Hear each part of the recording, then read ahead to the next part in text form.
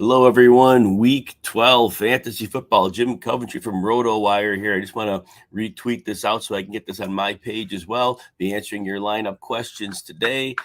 And I'm talking about the Week 12 games. We already have quite a bit of action in the books from Thursday, 3 games. So some of you will find yourselves ahead in your fantasy matchup, some behind. But nonetheless, we'll see what we can do to get you on the best path possible here. Welcome, Instagram. You won't see the questions pop up on the screen. YouTube and Twitter, of course, you will see the questions pop up on the screen. And as you ask them, go right ahead.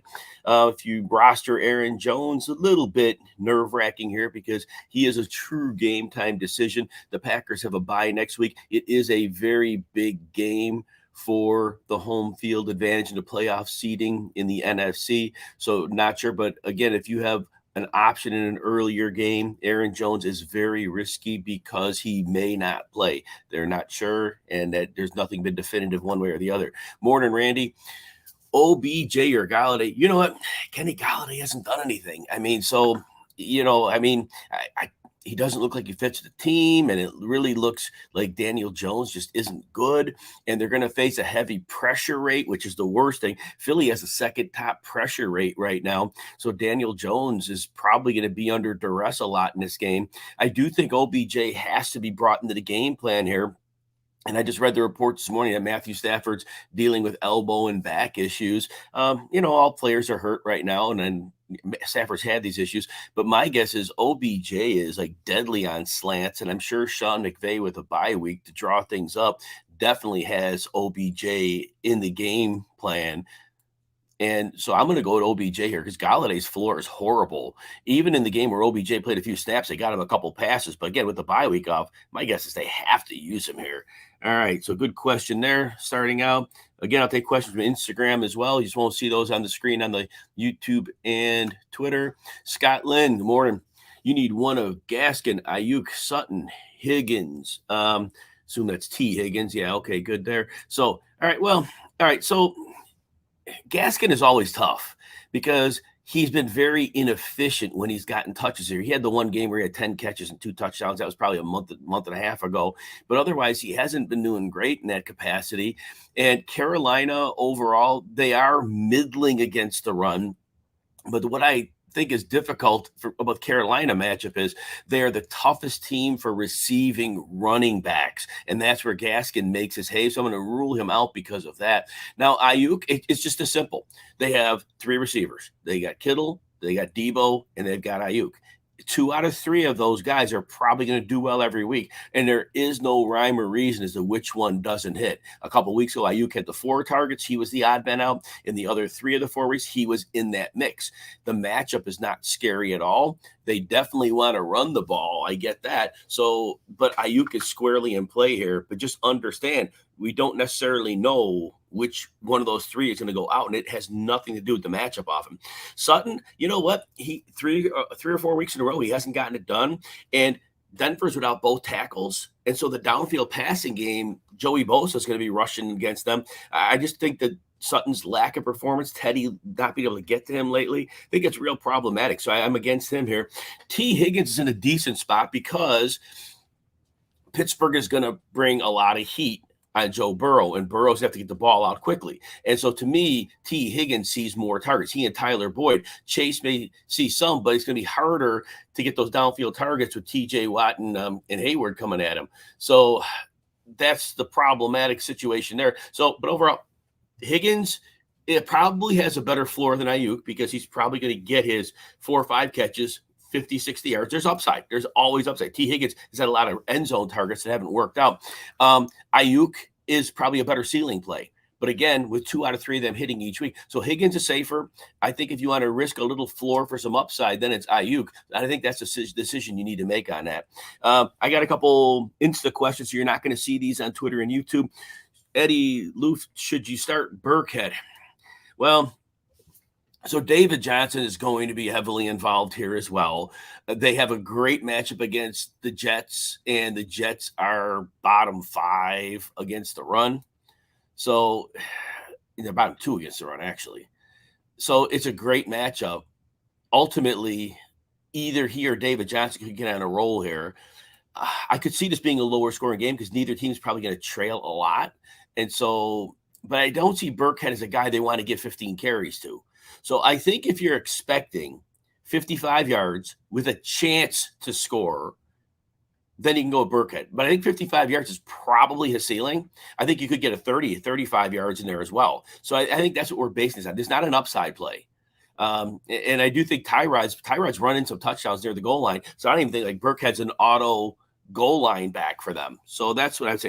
And we have one more question on here. We got Schweddy, Carson Wentz, or Tyrod Taylor. Yeah, so, all right. So Vita Vea most likely plays for the Bucs. And if he plays, Taylor's running game isn't going to be the crazy smash spot it's been the last few weeks. The way to attack is through the air. I do think they're going to be able to attack with Michael Pittman and T.Y. Hilton a bit. And so I think Wentz is going to have to throw because the Bucs are going to score points most likely against Indy. Whereas I could see the Houston Jets game being low scoring. Again, if neither team has to pull the stops out here, I could see this game going, 16-13. It could blow out too. I get that. There's always these scenarios, but I think the most likely scenario is neither team has to get crazy. And so I think this is a lower scoring game. So I'm going to say Carson Wentz because the more likely shootout here. I got one more Insta questions. I'll get back to the YouTube and Twitter questions. Zan the Man, McLaurin or Godwin. Yeah, good problem to have here. So Indy plays a zone and Tom Brady. And so with the zone, they like to keep people in front of them. They play a too high shell and they invite quarterbacks to take the 5 to 8 to 10 yard pass and, to nitpick down the field. Brady's happy to do that. And so for me, Chris Godwin's open all day long because the shell is going to try to keep everything on, from going on top. Well, Godwin lives in the middle of the field. We know Brady is more than happy to feed his slot. So to me, Godwin is a very great, very high floor play. Now, McLaurin, Terry McLaurin's a superstar too. He and Godwin both are superstars. And in this Washington-Seattle matchup, it's a great passing matchup. But Seattle, surprisingly, against number one receivers, they've been top 7. Like they're number 28 against receiver twos. So they've been good about manipulating coverage that way. So although McLaurin always has a great ceiling, I think Godwin has a similar ceiling, but a higher floor. All right, I'm going to come back to Insta questions, and then I got to come over to get a few from Twitter and YouTube. Johnny Football, Jalen Waddle, Brandon Cooks, Dante Foreman. So I heard the report Foreman's going to be the lead ball carrier, but here's the problem. I think they get shut out. And I mean, they might score 6 points, 10 points. They might, but they're going to be trailing in this game. Tennessee is all kinds of banged up. All 3 of their 4 linebackers are out. Their offense is in shambles. I think New England storms this game, and this could be something in the area of 34-6. And so Foreman's not the receiving back. That would be this week Dontrell Hilliard. So they go into the game plan assuming they're going to win and they're going to compete because that's what coaches do. So, saying Foreman's going to get the carries, the bulk of the carries, that's under the predication Tennessee thinks they're going to win. I don't think they have a ghost of a chance to win. Any team, any Sunday can win. We can get that. But in probability, I'm gonna rule him out, and we're gonna go with Jalen Waddle and Brandon Cooks. Now we know Cooks, some weeks the targets aren't there, but the matchup is pristine. So even if he gets 6 targets, he could come through on that. So I'm gonna sit Dante Foreman here. I do not trust Tennessee to have any chance in this game. All right, Delroy. Good morning. Gage or Tim Patrick? Oh, that's a good question to have. So, the good news for Russell Gage is that Jacksonville is just absolutely dreadful against the pass, but they're very good against the run. So to me, the Matt Ryan's actually, he's horrible lately, but he's like a good DFS play. Well, Gage should get some passes here this week, and I think there's going to be no resistance. Now, we've seen Gage put up 3 zeros. All right. But I think this isn't that weak. I think they're able to pass. They can't run, and they're going to have the pass rush is not overwhelming. So I think Gage is fine here. Tim Patrick, again, both tackles are down for Denver. Therefore, the downfield passing game is unlikely to be there, and Patrick's best work is downfield. So that's why I'm going to go with Gage. Insta, I'm going to come back to these questions. I'm going to take 2 more on Twitter and YouTube here. Randy, all right. Hurts and Wilson, you know what? I probably would drop Wilson for Cam Newton. I probably would because Cam's going to run. He has a floor. Wilson hasn't been good since last year. And once the 2 high shells became a thing, Russell Wilson struggles in the short intermediate area of the field, and that's what the two high shells are giving you. And that's why he's struggling. I know the finger is an issue too, but even last year, the deep, exactly what those two high shells give you is exactly the one thing that Russell Wilson's not great at. Wilson's a great quarterback, but if he was in a better situation, it would work. I'm going to say Cam because he's going to run. He's going to run every week. So, yes, and I wouldn't really think twice about it. It's crazy to say. And I have the same – I have both of those guys in the league. I tried to trade Russ. Couldn't get any takers, unfortunately. Jose, half PPR flex. Choose one. Tim Patrick, Nyheim Hines, Wilson Jr. Mitchell is back, yes. Curtis Samuel or Dante Foreman, a must-win week for you. Well, in a must-win week, we can't roll the dice on Nyheim Hines just because we don't know if he's going to get 2 touches or 10, and that's just too much to go with. Wilson, it's a great matchup, but he hasn't looked good. In the 2 games he's played, he has not looked good. So I'm very concerned there. Now, he did have an open touchdown last week where Jimmy G completely threw the ball away, but he was carrying the full load last week. And Patrick has the problem that both tackles are down, so downfield passing is going to be there. Curtis Samuel, I don't think we can trust him. He hardly played all year, and I don't even know if he's 100%. And so that's real problematic there. Foreman, like I mentioned earlier, I think they're going to be trailing the whole game. So out of all these guys, though, I still think Tim Patrick can function in the short area of the field a bit. And these options are all problematic. But I'm going to say Tim Patrick because he seems the most likely to get you 5 targets. And it might be a little bit more. And if the Chargers can score points, Patrick can do well here. So I think Patrick's my choice. You got obviously said this because it's a tough choice. I'm going to take a couple Insta questions, guys. I'm going to come back to the other one where you can see the questions. Josh Alou, Jalen Hurts or Herbert?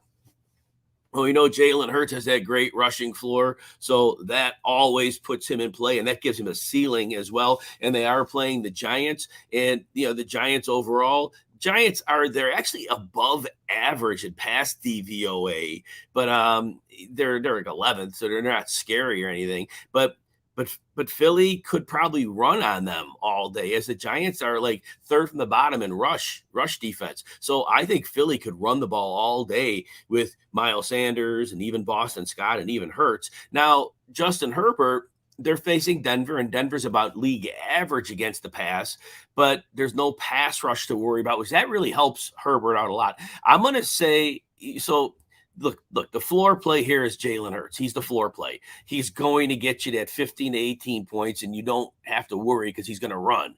But I don't think Hurts necessarily has as many ceiling games in this matchup as Herbert does, because that lack of pass rush is really going to help Herbert here. Now, Denver isn't great against the run, but the Chargers aren't a power running team anyway. So I'm going to say it's close, but I'm going to give Justin Herbert a 55% to 45% chance on this. But if you really need to save floor of 15 points, you go with Hurts. And that's what I would say. That safe floor is definitely there for you. All right, let's see. Another Insta question here, a.k.a. Kevin, Newton or Matthew Stafford. I have the same question in the league going back and forth because the Packers are great against the pass. I do trust Sean McVay. I do trust that he did some things. He has OBJ and Cooper Kupp, and that's like a lethal duo. And, Miami, they have their flaws on defense. They blitz a lot. I don't know how Cam responds to that, but I know Cam can run, and Cam has the best outlet in the world in Christian McCaffrey. So if they sell on that, McCaffrey could get 150 yards receiving in this game. I honestly think Newton has a better floor. I think he's more likely to hit the 17-point range. But I don't know that there's a ceiling game here for Newton. I don't know there's a ceiling in Miami. I think Miami can take enough away, and that offensive line in Carolina is bad. So if you need the floor game, 15, 18 points, and Cam's your guy, if you think you need 25 out of your quarterback, that world happens more often for Matthew Stafford here, because if this game shoots out, I don't know that it will, because this game could be a little more of a dogfight than we thought. But Stafford's the one with the ceiling. But you want that, say, 15 to 18 points, and Newton is your guy here. All right. And one more question on Insta, then I'll come back to Twitter and YouTube. Eddie Luft, Gibson or McKissick? I got to say Gibson. Gibson has really been dominating the work, and now McKissick popped up on the injury report, which means he's not less than 100%. Well, we already know Gibson's playing less than 100%, and he's starting to come on here. So Gibson's work is doing great. All right, I'm going to get back to some YouTube and Twitter questions. Alfonso, Aguilar or DeAndre Carter? 16-man half PPR. I think that New England is going to win this game so easily that I think Mac Jones could be held to 20 or fewer pass attempts. And so therefore that pie gets really narrowed down. And so that's why DeAndre Carter, look, he's got touchdowns 2 or 3 in a row. The yardage went down last week, but I still think wide receiver 2s have been doing really well against Seattle. Wide receiver 1s, not so much. That matchup sways me a little bit to Carter. Now, neither of them have good floors because they both have a floor where I did not show up at all. But I think based on what Carter's done recently, and I think the attention McLaurin's going to get, I think that leans me. And this is close. This is like 52% Carter, 48% Aguilar, but I would lean DeAndre Carter, again, based on wide receivers 2's doing pretty well against Seattle. All right, let's see. Laura and Jim Cooperman in PPR need 2. Westbrook Akine, Chenault, Bourne, Sutton. All right, so of those 2, I think Ryan Tannehill is going to be under a world of pressure today, and I think Westbrook Akine is going to struggle against the corners that New England has. Not having an alpha on the field is going to make things really difficult. Chenault he has no ceiling, but they're playing Atlanta, and so he has a floor. He'll get some targets, and so I do think this is a week where he might be able to look his way. Kendrick Bourne. He's been making a lot out of a very few targets. And again, I was saying a moment ago when I answered somebody else's question, I don't know that Mac Jones has to throw the ball 20 times today. And that lowers the pie of the passing game. Cortland Sutton has not done well. And both tackles are out for Denver. And Teddy hasn't been connecting downfield. Sutton's best game is downfield. But I still think ultimately Sutton gets a couple more targets than Bourne does. And so I'm going to say Chenault for sure. And then I'm going to have to go I'm going to bet on talent for my second one because the matchups for Westbrook and Bourne and the situations really more are my concern. And that's why I'm going to go that route. Javonte Williams or Dontrell Hilliard. So one thing, New England is second worst in the league against receiving running backs. And I do expect this to be a blowout for New England. And if that's the case, Hilliard could see that 7-8 targets like he saw last week.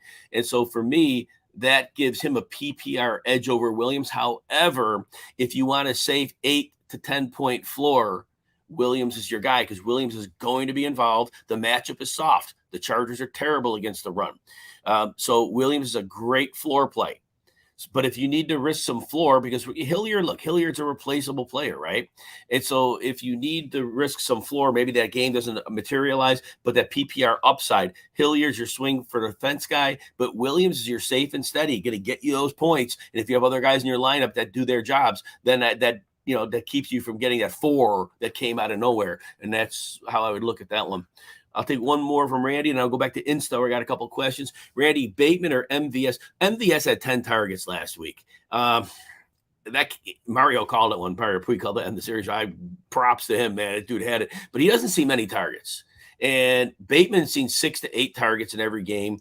And Cleveland, for him, I think Bateman's a good matchup. So I'm going to go with Bateman here because the target share has been consistent. MVS, look, he has 1 target, 2 target games. That 10 came out of nowhere. I just don't know that and I think the pass rush should be problematic. Aaron Jones has the toe. Their right tackle, Elton Jenkins, is on IR. Von Miller is now healthy for that pass rush with Aaron Donald and Leonard Floyd. So I think to me it's Bateman. I got a couple Insta questions here. Did you graffiti Roth or Newton? 100%.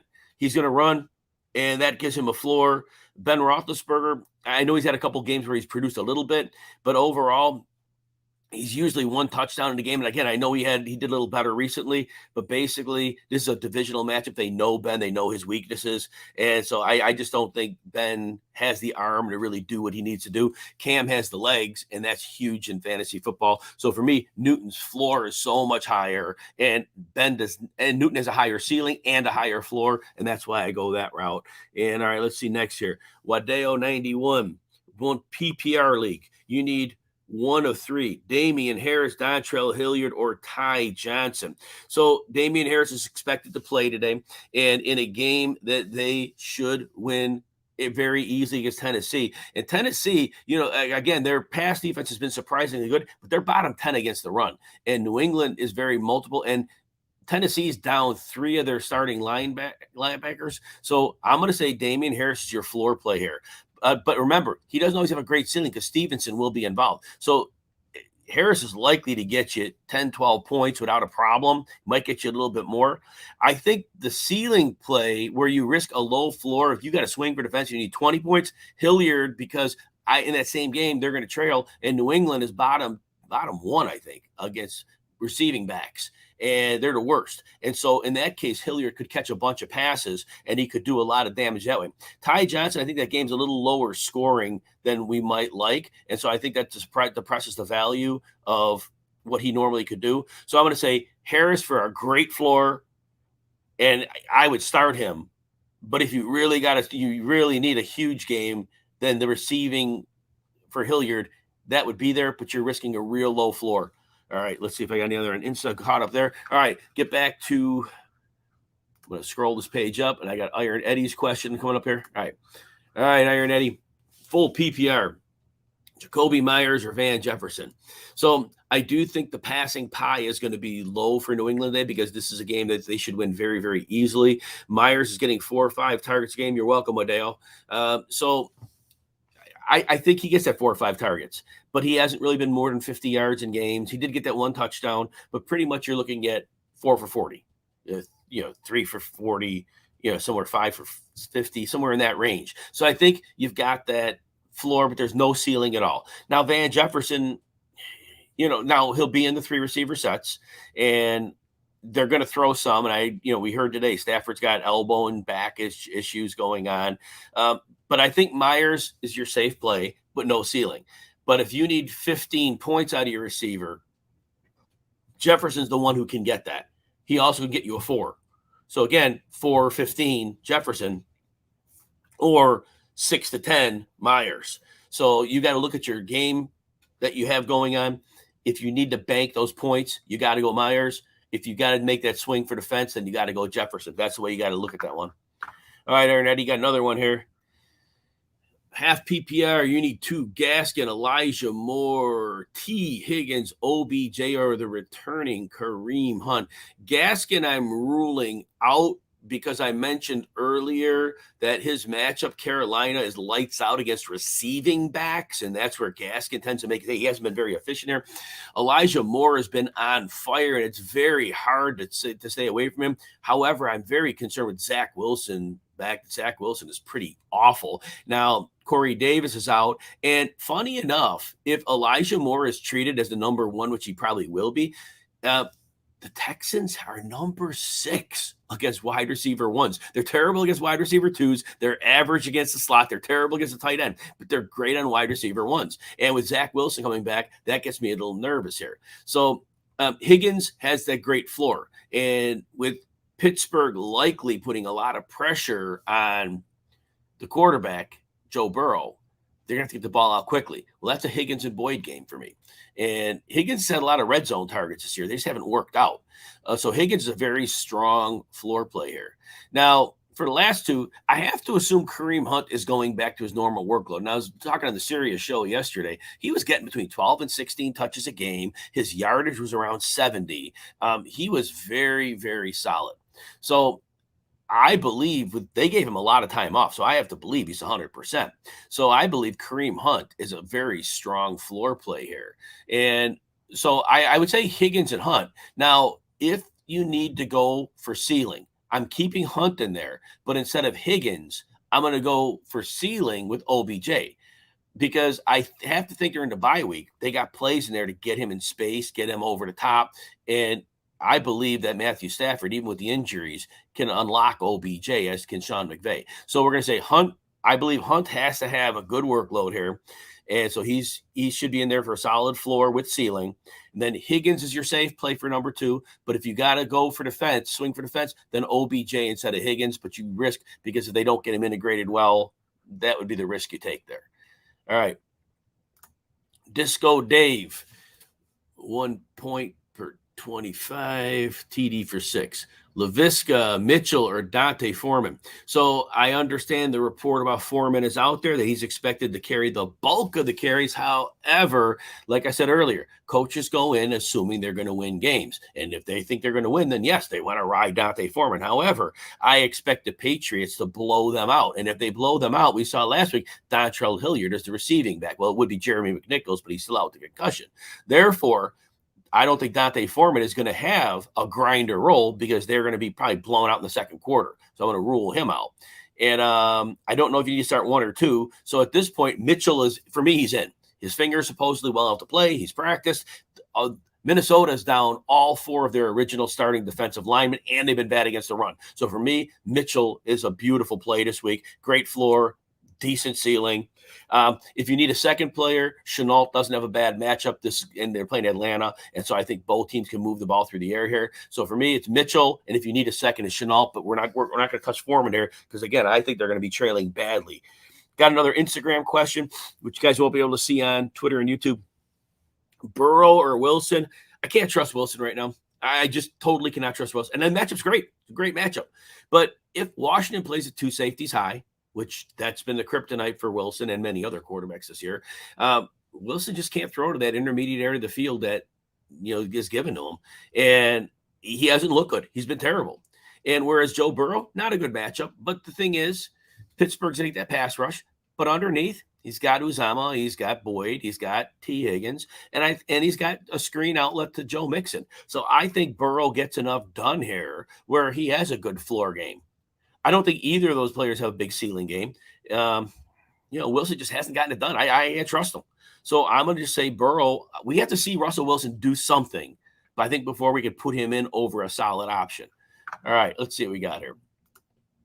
Iron Eddie, you have love-hate with kickers. Oh, man, kickers. God, I hate kickers. I never feel – here's what I'll tell you, Eddie. I can analyze the heck out of anything, but I'm never lucky. And with kickers, you have to be lucky. So honestly, I would take I'll roll 1 dice or a randomizer on the internet, and I'd give each of them a number, and I'd spin the number, and I'd go with them. I mean, you know what? You could use the Vegas over and under. Take the highest scoring possible game out of there. I guess with the 3 49ers are scoring in the red zone a lot, but maybe they don't in this game. Zimmer's defense can hold. Maybe Robbie Gould. But with kickers, I'm not lucky. And analyzing kickers, good luck. So I'm sorry. I wish I had a better answer. But kickers, that's just good luck, right? Johnny, Chase Claypool or Waddle? All right. So I think Cincinnati had a couple down weeks defensively. I get it. Chase Claypool, and I get he had 90 yards in the last game, but Ben just can't get the ball downfield. He needs some breaks to happen. For when Claypool has a good game, he needs breaks to happen. And I don't know that it happens here. Waddle has a floor. Waddle is going to see those short passes. Carolina's very tough against the pass, but those short passes should be there. That said, Waddle's your floor play. Waddle's going to get you 8 points in this game, but I don't think he gets you 12 to 15. So Claypool could end up with a 4 or a 3, but Claypool does have the chance because of his talent to have a big play. It's certainly in the good realm of possibility. So you want your 8 points. You're going Waddle. You need 15. You got to go with Claypool because I don't think Waddle against Carolina. Carolina's corners are really good, and they get some pressure. Now the short pass will be there, and that's why he has a floor. So that's how I would frame that one. Got an Insta question or 2 here, and I'll come back. Josh Alou, Evan Ingram, Hunter Henry, Dan Arnold need to start 1 PPR. Evan Ingram, it's interesting because Jason Garrett's gone, which potentially unlocks him. Can Freddie Kitchens be the guy to do that? Maybe not so much. I'm a little bit concerned about that. In terms of tight end defense, though, Philly has not been great against tight ends. And so I think, he can get something done there. Hunter Henry, I think it's a low volume passing game. You're TD or bust on him because I don't know they have to throw the ball 20 times today. And I know he's on the injury report. So maybe if they get a lead, they don't play him as much. Dan Arnold, last week was the week we said don't use him, which was good. Otherwise, he's been like 60 yards in every game. I do. James O'Shaughnessy's coming back. I hope that Arnold just took that role and ran with it. Hopefully he's not there. I think Dan Arnold is your play here because They're facing Atlanta, and I think that this is a game where Trevor Lawrence can really get things going in the passing game. And Arnold has established a weekly floor. Again, last week we told you, leave him out. Last week it was a terrible matchup. We knew he wouldn't do anything, but that's back to normal for him this week. So I do like Dan Arnold there. And I think I have another Insta question. PNLB, if Aaron Jones plays, do you start him and A.J. Dillon? I am very concerned about Aaron Jones. It's clear he's not 100%. They have not said, oh, full go, ready. They're going down to the wire. They have a week 13 bye. If that game, if they get a big lead or if they fall behind, they probably pull Aaron Jones because they got to have him healthy for the stretch run of the playoffs, and they have a bye next week. So I'm very concerned about Aaron Jones. I think A.J. Dillon's going to get more work today. I mean, and this is all speculative, right? But I know the video that some people saw during the week, Jones looked stiff on the knee, running at 60%. He didn't look right. So I don't know if this is gamesmanship. I think there's a great chance he's deactivated. But I think if you start them both, you're going to get the production of one. It depends what your options are. I'm going to tell you that. I'm really leery to start Aaron Jones, but if you have nobody else, you got to go that way. All right, Scott Seymour, half PPR, and he went Elijah Moore, T. Higgins, or DJ Moore. You know, it's encouraging to see DJ Moore go 5 for 15, a touchdown Cam Newton last week. And I know DJ Moore gets those Miami outside corners. They're very good.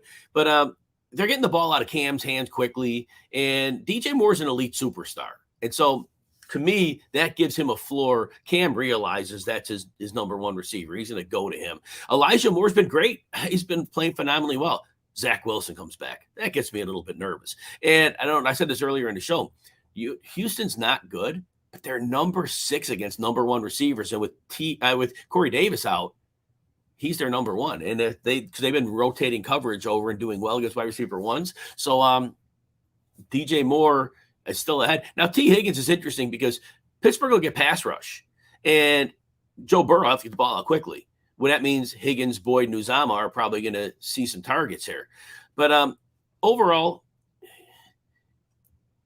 I'm going to bet on DJ Moore, the superstar, over T. Higgins, the excellent player. It's a little bit more talented player. I think they're both similar situations here. If you have a gut feel on Higgins or Moore, I'd go that on DJ Moore. But I wouldn't play Elijah Moore because of Zach Wilson factor and how Houston's handled number 1 receivers. I would give DJ Moore a 55 to 45% advantage on Higgins because I think they have similar floors, but I think DJ Moore is more likely to break the big play. All right, see what we got next here. Kevon, Hollywood or DJ Moore? Since Hollywood is likely to play, but he's not a guarantee to play, I'm going to say DJ Moore in the early game. If we get word that Hollywood is a full go, he has seen 12, 13, and 14 targets in the last 3 games. If you hear he's a full go, you go with Hollywood because that target volume is very hard to match. But unless we hear otherwise, you got to take the safe points with DJ Moore. All right, let me see if I have anything on Insta here real quick here. Nope, I'm caught up on Insta. Oh, we got Alan Soslowski in the house. All right, Alan. All right, let's see what we got here. Miles Sanders or Mike Williams PPR. Well, I tell you what, Miles Sanders has an excellent matchup here today. And what I'll tell you about the Eagles is they figured it out about a month or so ago. Their offensive line is a strength of their team.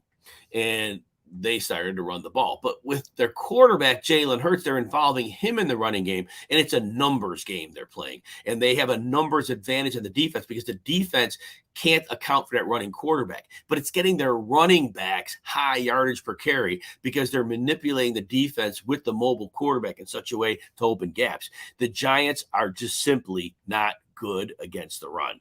And so they actually are 30th in rush DVOA. They're terrible. So for me, Miles Sanders in a great spot. No Jordan Howard, so Boston Scott will spell a little bit. Mike Williams, Denver I think Denver can keep Williams in front of them, which cuts the big play out. And that's what Mike Williams needs. I think Denver, with their coaching, is better equipped to slow him down.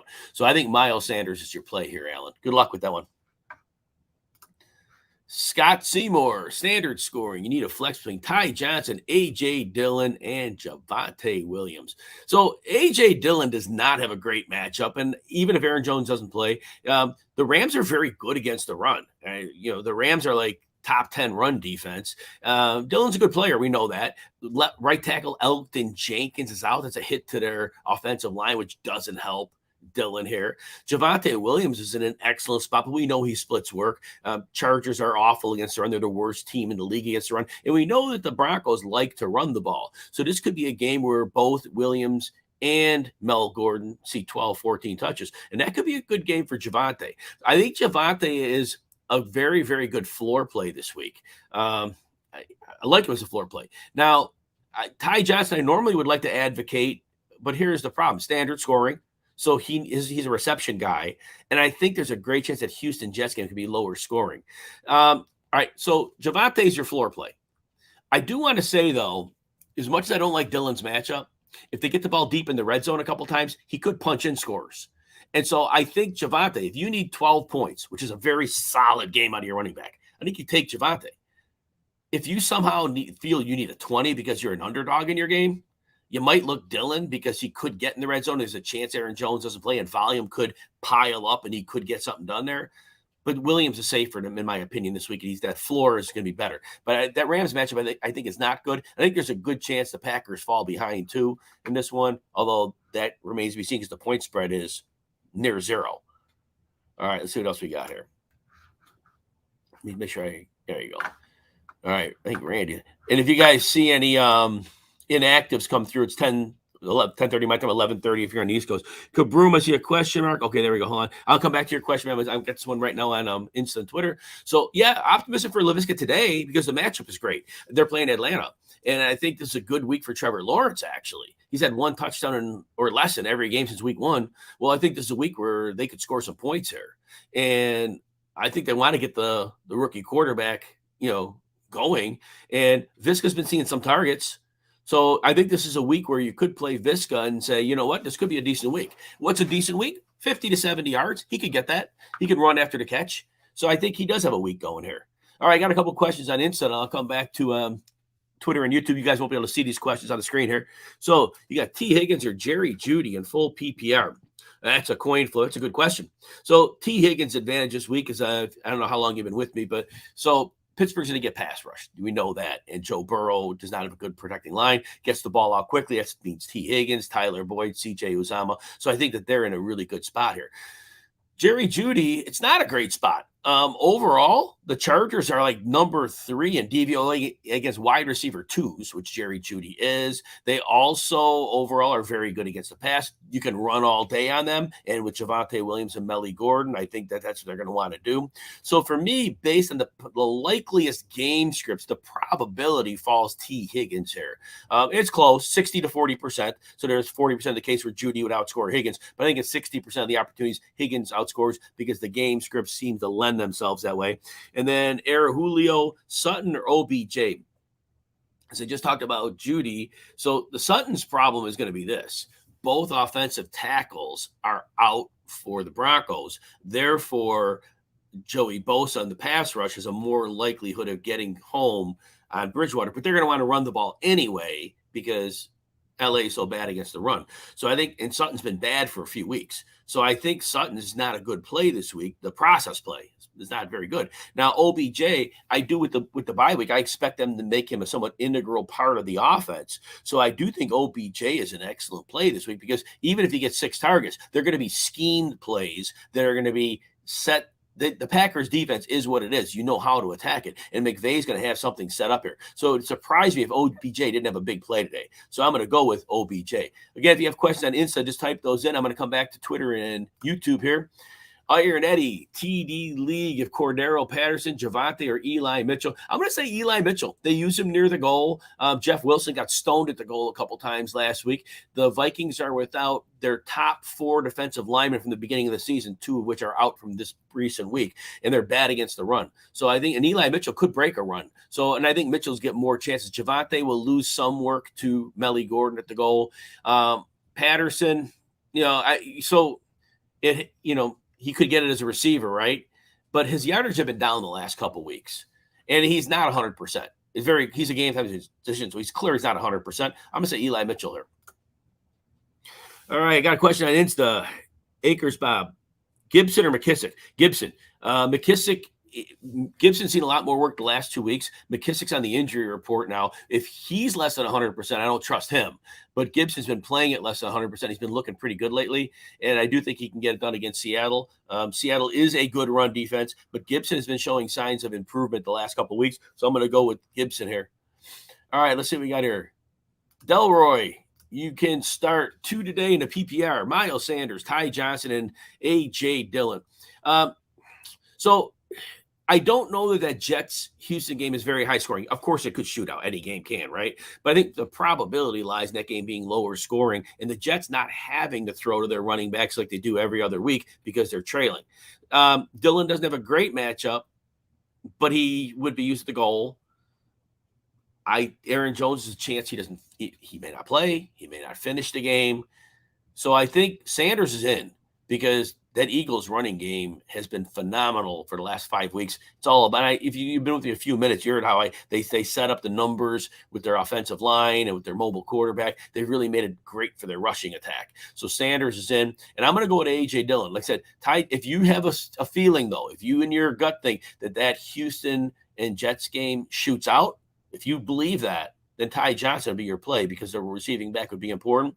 I don't think it will, so I'm going to go with Dillon. Excuse me. All right, Kevon, Cooks or Hollywood Brown? So this is what I have to say, and I said this to somebody who had a question earlier. Right now, you go with Cooks. If you get definitive word that Hollywood Brown is 100% going to play, because he has a night game. If you hear 100% Hollywood Brown's in, then you play Hollywood Brown. He's had 12, 13, and 14 targets in the last 3 games.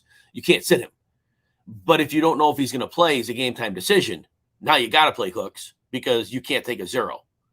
Otherwise, it's Hollywood Brown because he has just been on fire.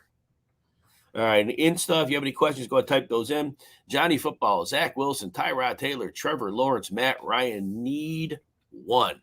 I like Matt Ryan. Here's why. The Jaguars are very good against the run. They're horrible against the pass. So that means Atlanta's going to have to throw. This game probably is high scoring. Probably. Now that I said it'd be 3-0, right? And we know we can't trust Matt Ryan. He's been horrible in the last 4 weeks. But early in the season, he wasn't. And I do believe, though, that the Jaguars get pressure, but not that much pressure. It's not like it's going to be this relentless flow of pressure. So I think Matt Ryan is fine here. I think Kyle Pitts is a big game. I think the other receivers, and I'm not saying for fantasy they're going to come through, but Russell Gage will get something done. Tajay Sharp catch a couple balls. Hopefully Cordero Patterson plays. So of these 4, I like Matt Ryan. I think that Zach Wilson, Tyrod Taylor, I think it's a low-scoring game. Trevor Lawrence, I like his matchup too. I do like his matchup. And I think it could be a coin flip between Matt Ryan and Trevor Lawrence. But again, my point is it's that Jacksonville's a pass funnel. Whereas Jacksonville could have a lot of success on the ground and not need Lawrence as much. That's why I'm going Matt Ryan. Mooter King. Sanders, need to. Patterson, Gaskin, Harris, A.J. Dillon. So Gaskin gets a lot of his work done as a receiver, and he's facing a defense that is the best against receiving running back, so I don't like Myles Gaskin here, and their offensive line is atrocious. So, and Gaskin hasn't been efficient because of that. Damian Harris is in a good spot here because this is a game they should easily win against the Titans. Titans are all kinds of people. They're missing 3 linebackers, just not looking good for them, and they're not good against the run to start. So Damian Harris to me is a lock button here. Patterson, look, if Patterson, and I haven't seen the inactives, I've been doing this stream. He's active. Johnny Football, thank you. Dillon doesn't have a good matchup. Now, Dillon's possible advantage is Aaron Jones is deactivated. Aaron Jones is pulled from the game because he's not 100%, or if the score is one way or the other blown out, and then Dillon gets a lot of work. So Dillon has some potential upside here. But Cordero Patterson, and his yardage has been down the last few games, but he's a staple of that offense. So Patterson's riskier because if he has a setback on his injury, you risk here. So here's what we're going to say. Damian Harris for sure. Patterson's going to be your boom bust guy. If you can risk a 3 for a 15 or 18, then Patterson's your guy. But if you don't want to take that risk, A.J. Dillon, because again, I think there's a lot of scenarios. I think Jones could be out. Like I said earlier, he can get pulled because of the game script. So I think Dillon is your safer play for the second one, and that's the way I would look for that. Got an Insta question here. Akers Bob, Lamar or Russell? Basically, I'm saying it this way. Look, Russell Wilson's the second half of last season. He hasn't looked good. 2 high shell defenses, 2 safeties high, have been very problematic for him. Those give you the intermediate area of the field, and that's where he's his worst as a passer. Until I see Russell Wilson have a game where I say, okay, Russell Wilson's back, and he doesn't run anymore. Not really. He had 30 yards, but whatever. He doesn't run anymore. So I'm going to say Lamar Jackson's floor is so much higher, and his ceiling is so much higher. To me, it's Lamar Jackson. I don't trust Russ right now. Love Russ. One of my favorite players. Don't trust him right now. Tom, do I start Marquis Brown? Depends what your options are. If you have a pivot, Rashad Bateman, same game, Monday night game, Seattle, Washington, DeAndre Carter on the waiver wire. If you have a player you could pivot to, put Marquis Brown in your flex. And if he's deactivated, DJ Dallas could take over him. So, because Marquis Brown has been 12, 13, and 14 targets in the last 3 games he's played. But he's a game time decision. And if you don't hear that he's 100% or he's going to play for sure, you can't risk a 0.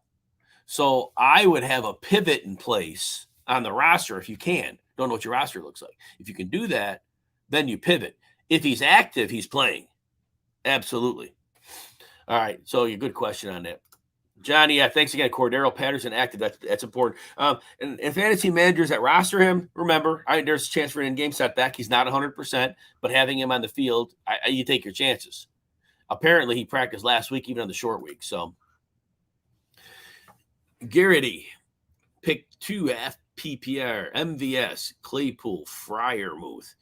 So, MVS had 10 targets last week. It really came out of nowhere. He had 1s and 2s and 4s, lots of low target games here. The Rams are really good about keeping things in front of them, and they get Von Miller should be 100% now, along with Aaron Donald. And Aaron Rodgers has the toe injury. I know he had it last week and MVS went off, but I don't think MVS gets behind this defense. And ultimately, that's where MVS makes his money for fantasy. He gets behind the defense and has a big play.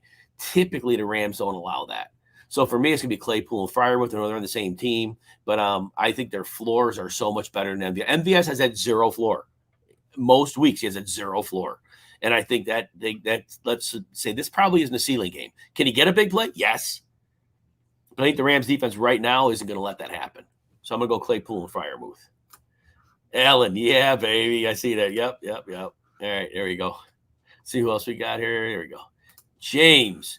You traded Pittman and Kyle Pitts for DeAndre Hopkins. Win or lose? It depends. It depends on your depth. It depends where if you have a good tight end in place that you're using each week, then Hopkins is an upgrade over Pittman for sure. If you don't, Pitts had a few bad games. Schedule wasn't helping him. Definitely wasn't helping him at all. If Hopkins is healthy coming out of the bye, I see even early in the season, they were spreading the ball around. A.J. Green was getting the ball. And in the red zone, usually that was DeAndre Hopkins' land. But A.J. Green was getting red zone, end zone looks. Christian Kirk was getting them. James Conner getting a lot of love at the goal line. But that said, if you have another tight end, then you're okay. Overall, I think the Pitts and Pittman side wins the steal.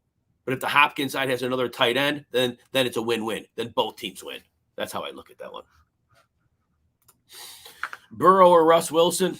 Yeah, I don't like Burrow's matchup. The Steelers are going to bring heat, but here's the thing. They got receivers in the short area. They got T. Higgins will run short to intermediate, Boyd, Uzama. And I think ultimately Burrow gets you 2 touchdowns. I've said this throughout the show. I love Russ Wilson, one of my favorite players. But right now, I haven't seen him play well since the second half of last year. And I don't know if the finger's right. And even if it's not, he wasn't right in the second half. The 2 high shell defenses. And I know he has a great matchup. I know Washington's horrible against the pass. But Russ hasn't gotten it done. And I need to see him have a game before I can say, you know what, let's go back to Russell Wilson. He just hasn't had anything close to a game. So we got to trust Joe Burrow. You have a good option. So if Russ goes off, okay, now you know he took advantage of an easy matchup and going into the future. Now you could consider him. But I think this week, what we know, I don't think we can make that choice and say, let's go with Russ. I think that's a real big risk. And Burrow can have a big game. We've seen Steelers-Bengals games over the years, the occasional shootout. That can happen. All right, Jay Red. Flex PPR, Foreman, Gesicki, Hines, or Higbee. Yeah, I don't trust Aaron Jones either. I know because, again, he may not play. He may be limited if he does play. He could be pulled.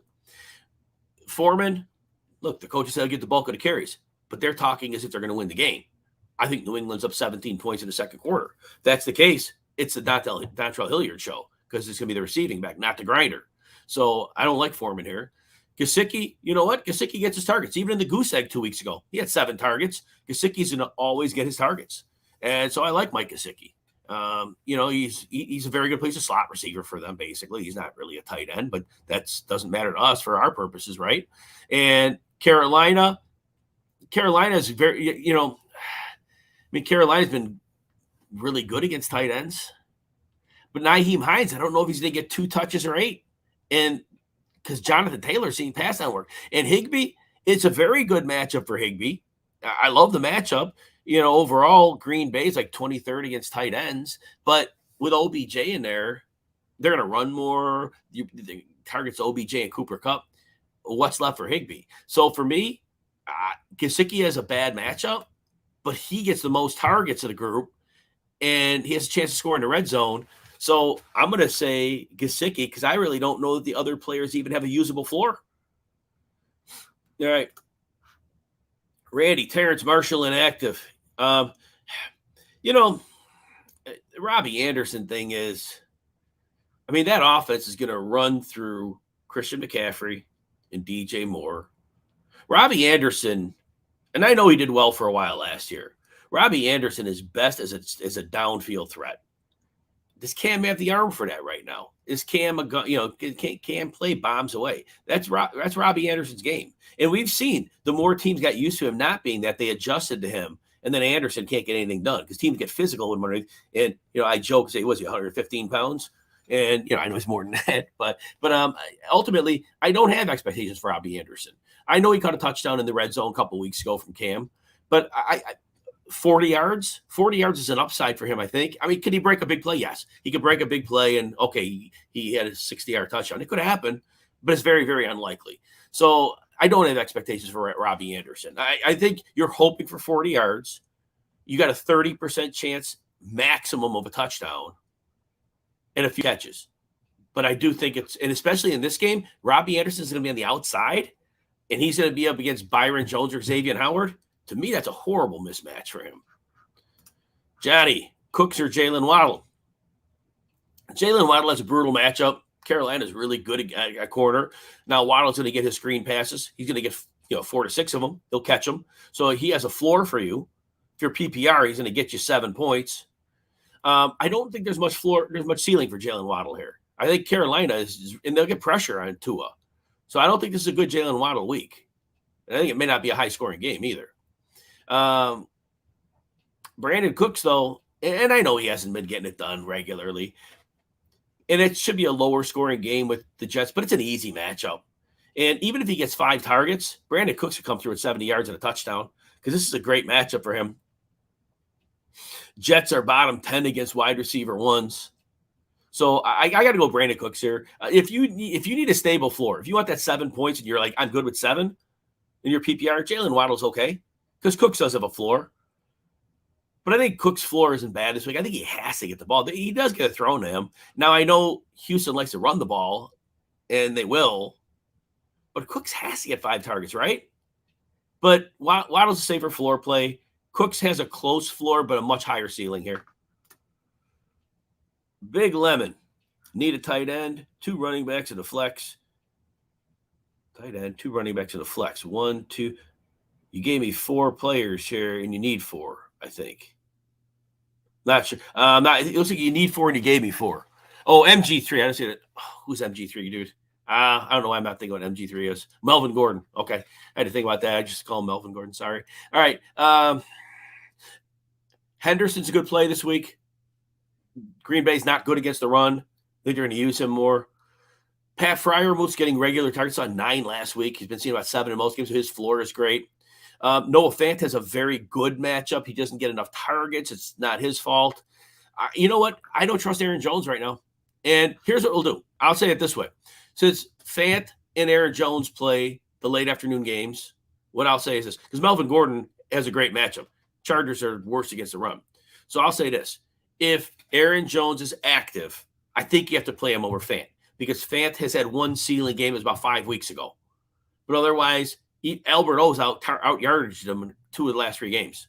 So if Aaron Jones is active, I'm going to go Jones over Fant. Otherwise, obviously, it'll be Fant then. But I will play Jones over Fant if he's active. All right. Let's see what we got here. CB. Would I play James Robinson over Chubb? I know. You know what? I can't sit Nick Chubb. There's always a 200-yard game on the table for Nick Chubb. There's always 2 80-yard runs in his skill set in a game. I can't. And I know J-Rob's a good player. I get it, and I know his matchup is nice. But this is a game that Trevor Lawrence could get well too, because it's not like Atlanta is a run funnel. You could pass on them or run on them. And I know their coach likes to run the ball. I get that. But I think Atlanta's going to score some points here. So, you know what? I get it. I can't sit Nick Chubb. To me, his talent's too good. And I know Hunt's there. I get it. I think sometimes, and this isn't one where you're not getting too cute. You're not. Because Robinson's a good player. Just on principle, Nick Chubb just has so much ceiling. And his floor is always good. Ultimately, James Robinson has a floor too. Just can't sit a player like Nick Chubb. I just can't. If it's Nick Chubb or Alvin Kamara, who I know is injured, not playing this week and all that, whatever. I mean, you're talking about 2 superstars. That's one thing. I can't do it. Can't sit Chubb. Andy, this is an Insta question. You won't see this on Twitter and YouTube. Hey, got Kenyan, Drake, or Kareem Hunt? You know what? My expectations, Hunt, they took a long time getting him back. My guess is they waited till he was 100%. If that's the case, he was seeing like 12 to 17 touches. He was getting like 70 yards a game or more. He was doing, and their offensive line, Conklin's back. So for me, it's got to be Kareem Hunt. Now we're talking Kenyan. I think Kenyan Drake played this week already. Andy. I think that was the Thursday game. Drake was with the Raiders. He played on Thursday. So I think, Kareem Hunt. If you met somebody else, Kareem Hunt's in a good spot this week. All right, let's see here. Nick, Elijah Mitchell or Javonte Williams? You know, Minnesota is a bad run defense. They are down all 4 of their alignment from the beginning of the year. So Mitchell is a great matchup. He's supposedly fine with his finger. He should see the lion's share of the work. And I know Jeff Wilson doesn't look good the last 2 weeks. He looked okay, not good. So I think Mitchell steps into that role, and he is the guy. Javonte Williams is a beautiful matchup too. Worst run defense in the league. Melvin Gordon takes a lot from him. But they're very similar plays. But I think Mitchell has a better chance of seeing more carries. He has a better chance of seeing a touchdown at the goal. So from a probability standpoint, Mitchell's a 60% to 40% move. 40% of the time, Williams outscores him. But I think 60% of the time, Mitchell outscores him. And I go at Mitchell in that case. Let's see what we got here. Mace. All right. Full PPR. Judy, Brandon Cooks, or Justin Jefferson. Jefferson's got to play. We can't sit him ever. And there's nothing about his matchup that scares me even in the tiniest bit. So, yeah, he's a full go here. And he's a player I'm going to look for in DFS this week. So definitely want him. Now, Judy, the problem here is that the secondary receiver would, in theory, be a good matchup with both offensive tackles out for Denver. And Teddy's struggling throwing downfield lately. However, the Chargers are number 3 in DVOA against wide receiver 2s, which is Jerry Jeudy. So that matchup specifically is not very good for him. Now, Brandon Cooks, I get it. I know Houston wants to run the ball a lot, and they may be able to here. But the matchup is so good. They're playing the Jets, and they don't have a corner to hang with him. So even if Cook saw 5 targets, he could get 80 yards. And a touchdown. He could get 100 yards and a touchdown. So I'm going to say Brandon Cooks here because I believe his floor is similar to Judy's, but I think in this matchup, Cooks' ceiling is much higher. So Jefferson and Cooks for me. All right, let's see what we got here. Stafford or Cousins? You know, Cousins has multiple touchdowns a few weeks in a row, and they're playing San Francisco, and it's beautiful for him because San Francisco stuffs the run. And I know they're going to try to run Dalvin Cook. They're probably going to get behind some, but I can see this game being slow paced too. Minnesota runs a fast pace, but San Francisco runs a slow, bottom 10 in pace of play, and they want to run, and they can run in this game, and they could shorten the game. Now, Cousins has amazing upside here. So here's what I'm going to tell you. If you need 15 points, 18 points out of your quarterback, Stafford's your guy. He's going to get you that floor game. He has ceiling too, but he'll get you that floor game. Cousins has a very vast range of outcomes here. If you're an underdog in your game and you need a blow-up game from your quarterback, Cousins could get you 3 touchdowns at 300 yards. He also, in this game, if San Francisco runs it down their throats, which they can, Minnesota's down all 4 of their defensive linemen, they're bad against the run, then Cousins could come out with 170 yards and no touchdowns. So Stafford's your floor play. But if you got to swing for the fence, Cousins is a very reasonable swing for the fence, knowing you're risking a floor. Randy reports this morning the Giants are intending getting Galladay more targets a day in his first TD. Darius Slay's probably going to guard him. So I'm not going to bet on him. And also, Philly is great pressuring the quarterback. And so Daniel Jones is not likely going to have a lot of time to throw. So probability-wise, I give Galladay a 15% chance of scoring that first touchdown. I give him a 20% chance of hitting 50 yards. It's just a bad storm right now. It's just a really, really bad storm. So if you want to pick him up for down the road, yeah, why not? But Philly, to me, that's not a good matchup. That pressure rate, Philly's like second in pressure rate right now. That's not good for Daniel Jones and not good for a downfield passing game. And Freddie Kitchens, I don't know how much I trust him. It's a good question, though. But I'd stash him. I'd stash Galladay. Why not? Maybe if they get something going in a couple of weeks, they have a matchup where there's no big pass rush. Sure. Johnny, Panthers and Dolphins over under 41. That's one of those tough ones. The number, what makes you scream, saying, yeah, that looks like it's an under game. But there's some scenarios this game could go off, and Cam Newton's one of them. Cam Newton he's using McCaffrey well, too. And the Panthers could score some points. And I think the Dolphins are that scrappy team that could score some garbage points late. So it's more likely it does hit under. But there's some real frustrating tones that this game could be sneaky and go up in the 50s. And so I'd lay off that one. The probability's on the under. But I don't think it's probability enough that you get value. I don't think 41's a value. I think that line was 44. I think we're taking the under all day long. 41, I think, is so well placed that I think that we're not getting value there. All right. CB, I hope PPR. Oh, it's still I still gotta go Chubb. Sanders or Patterson. Miles. So it seems Patterson's not 100%. Miles Sanders is in a good spot because when Miles Sanders earlier in the season, Eagles were a passing team and he wasn't getting work. And if you've been with me on the show for a while, I've been talking about it maybe 30 minutes ago. So if you weren't here, I'll repeat it. But the Eagles understand their strength is the offensive line. And then they get Jalen Hurts involved in the running game, so they had a numbers advantage on the defense. And their running backs have been going crazy. Jordan Howard, Boston Scott putting the yards up, even Sanders last week. So for me, right now, and the Giants are not good against the run. So for me, Sanders is a great floor play. I don't know how much ceiling he has because he hasn't shown it recently as much as last year. So if you need 10 points out of your running back, Sanders is a great bet to get that for you. Patterson could have a setback. We don't know how the ankle really is. But if you have to swing for the fence, if you need 20 points out of this position, then you take the dice on Patterson because Patterson could have that game. He hasn't lately. The last few games, he hasn't been great. But he has that because of big playability. I'd go with Sanders because he's healthy and it's a good matchup and the situation's right. But Patterson has that upside.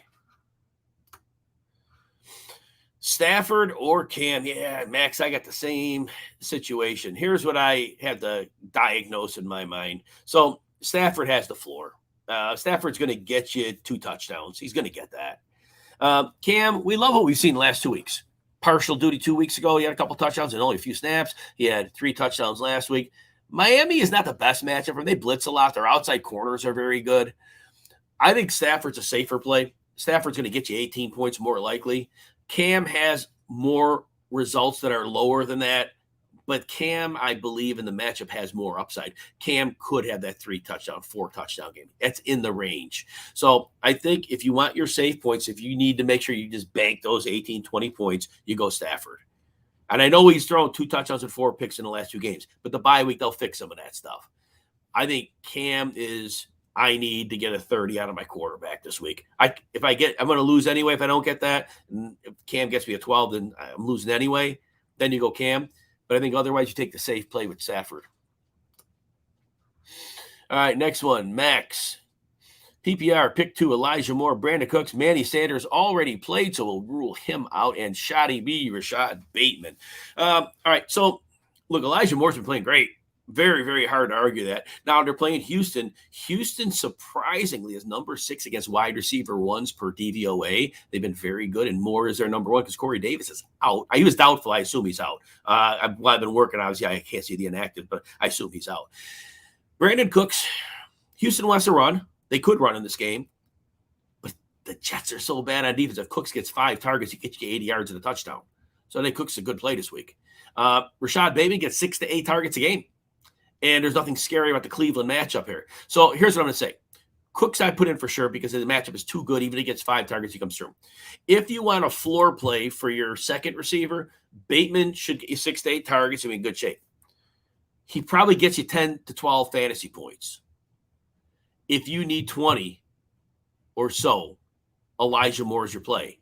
But Moore could come up with a 4 here because I don't trust Zach Wilson. Moore's been playing great. Zach Wilson, I don't trust. So Cooks for sure. Bateman's your floor play. If you're going to risk floor for ceiling, then Elijah Moore's your call here. All right, let's see. Take a few more questions here and then go eat some lunch. Scott, Brady or Hurts today? Hurts. You know what? I love Tom Brady. I'm playing Brady in DFS this week. You know what? The Colts play a zone. The Colts are a pass funnel defense. They're great against the run. I don't even know if Tampa Bay bothers running the ball much today. And if that's the case, Brady picking apart that zone, which it's going to be easy pickings for him. To me, Brady could throw 5 touchdowns today. It wouldn't surprise me. And it could be a competitive game, so he may not take their foot off the gas late, which has been a problem for them. Hurts is great. Hurts is a great floor. Divisional matchup. Those Giants Philly games can go crazy. We could see a 17-13. We could see a 40-37. I think the outcomes for Hurts are all over the board. I think Brady has a much higher floor because of his matchup. And I know it's hard to say because usually Hurts has the floor. But Brady has a great ceiling this week too. So I'm going to go with Tom Brady here. That's a tough call. If you got a gut, go with it. But I think Brady's the call there. Randy, prop bets. Let me see. Oh, man, I got my phone on Insta. Otherwise, I would check what I took this week. I'm trying to remember what I did take here. Let me see these last couple of questions, and I'll see if I can find a couple for you. Insta, I don't see any questions, so I think we're going to be done on Insta. And, Randy, I can look here for you then. And now there. All right, Randy, let's see what I got going here. Otherwise, I'm kind of done, so you guys can hang on here for a second. I can see what I bet here. I definitely loved the under on the Titans team points. I got it like at 17.5. And I absolutely love that one because I don't know if they're going to score. And if they do, they're not getting 17 points.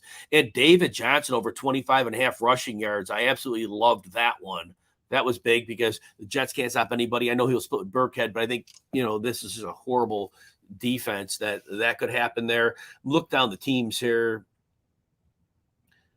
I could see Kyle Pitts having a big game coming off a bad one. So I don't know what his number prop is, but I think he would be a very, very good one because he could hit 100 yards this week. I think not much of a problem. I think I'm going to bet that one before kickoff. Corey Davis out there. Thanks, Scott. Yeah, good. Yeah, doubtful. That's good. And that makes it a little rougher for Elijah Moore. Other prop bets. Let me look down the lines here.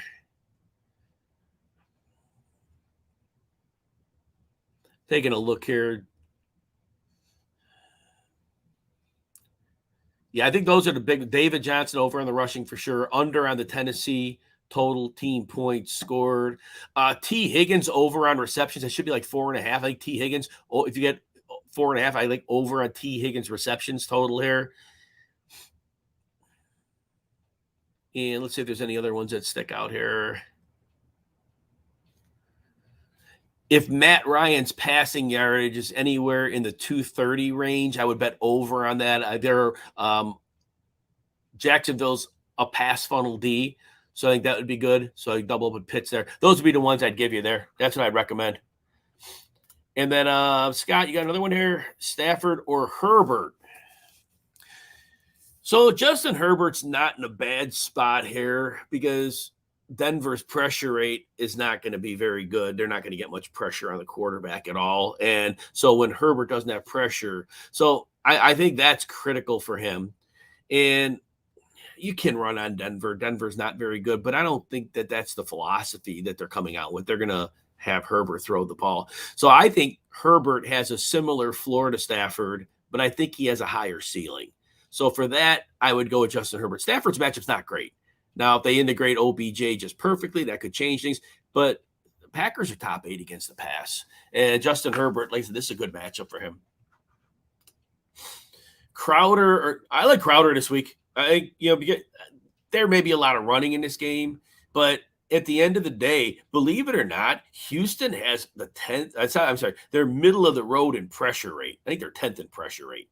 And I don't know how they are, but they are. They have a bunch of veterans that know how to play. That's really what it is. And so getting the ball out quickly will be good. And, he'll be a wide receiver 2 in this game, Crowder. And Houston's pretty bad against it. They're like bottom 8.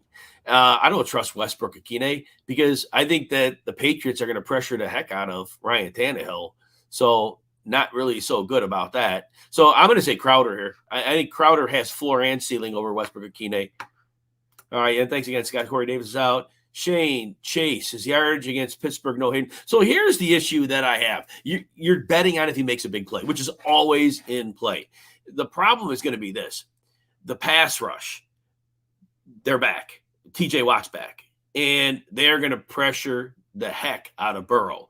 And I was saying earlier in the show that to me means a whole lot of short passes. Tyler Boyd, T. Higgins, CJ Uzama. I think getting those downfield passes to Chase may not necessarily be there. And his yardage has been low the last few weeks. And I think that pass rush has a lot to do with it, and the Bengals can't protect. Now, can Chase hit that? Of course. He could get a big play, and he can 80-yard touchdown at any time without blinking an eye. Probability to me says he doesn't hit that because this is the game where he's got to get it out quickly. Hurts under 46 yards rushing. I want to say he's gone over that a lot recently. Let me tell you right now what he's done. I think he's been over that in a number of straight games. Let me see here. Giants. Check here real quick here. 71, 62, 53, and 69. Man, he's been way over that 4 straight games, and the Giants don't seem to be the team that's going to slow him down. That's so over. I mean, basically, he's been easily hitting that, and the offense is predicating itself on setting up that running with the numbers. So it would be an over game. That'd be an over game. All right, let's see. Bateman, Crowder, or Slayton. Bateman is your safest play. He gets 6 to 8 targets a game, and that's pretty bankable, so we love that. Crowder's in a good spot, but that game may not have much volume. I just advocated Crowder to somebody, and based on the other option, I liked him, but Bateman gets 6 to 8 targets a game, and Bateman can make some bigger plays happen.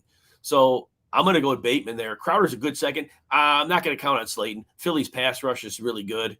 And they're top 2 in pressure rate. And for me, that's a nightmare for Daniel Jones. Last one, and I'm out. Robert, good to see you, man. Jimmy G, Russ Wilson, or Rodgers. Oh, man, you're a tough spot here. I won't trust Russell Wilson. I know he's got an easy matchup. I won't trust Russ until I see him do something. I think that the too high shells have doomed him. I think since the second half of last season, we've just seen his kryptonite. So Rodgers is your floor play. Rodgers is going to get you a couple touchdowns. Rodgers is going to get you 230 yards. He should get that for you. Now, if you want to swing for defense, Jimmy G has downside because they could run. But this is a game where they got those 3 receivers. They're cooking on offense right now. Everything is humming in San Francisco. And they've got Kittle, Debo, and Ayuk. And so Jimmy is your ceiling play. He could get you 4 touchdowns. He's got 2 in 4 straight games. But Rodgers is safe. You want your 20 points, take Rodgers. Because Jimmy G could get you. They could run the ball all day. Jimmy G could throw 17 times. And if they don't pan out, you got yourself a downside game. So if you're a big underdog in your game, I don't see Rodgers having a ceiling game. Don't see a ceiling game here. I don't think Rodgers is a 4-touchdown game here. I don't think that's possible. Anything's possible. You get that. So Rodgers, safe. Swing for the moon. Jimmy G. All right, everybody. Good luck today. Have a great day. See everybody soon.